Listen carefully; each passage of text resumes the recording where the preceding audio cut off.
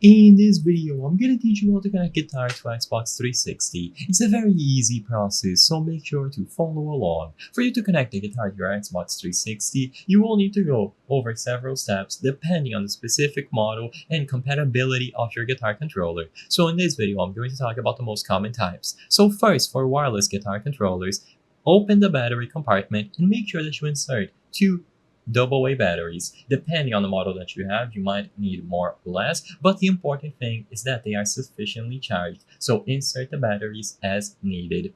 Once the batteries are inside of the actual guitar, you will be able to synchronize it. So hold down the sync button on the guitar and the sync button on the Xbox 360 itself. Usually, this will light up both, so they should flash and then remain steady, indicating a successful connection. As long as your guitar is sufficiently powered with the batteries that I mentioned, you should be able to get the synchronization going and you will be good to go.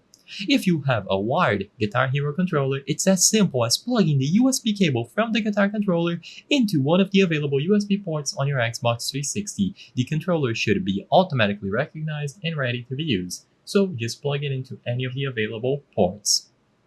Now, if you have other guitar controllers, this is going to differ on a per model basis. I recommend that you look for the manufacturer's instructions for specific connection details because some controllers may require additional adapters or software. Assuming that you lost the manual, then usually you will have one of these.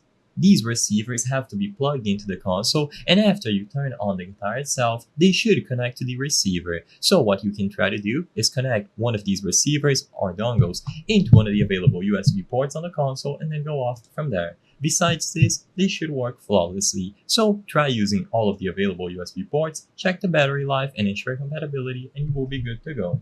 I hope I was able to help you on how to connect guitar to Xbox 360. If this video helped you, please be sure to leave a like and subscribe for more very easy tips. Thank you for watching.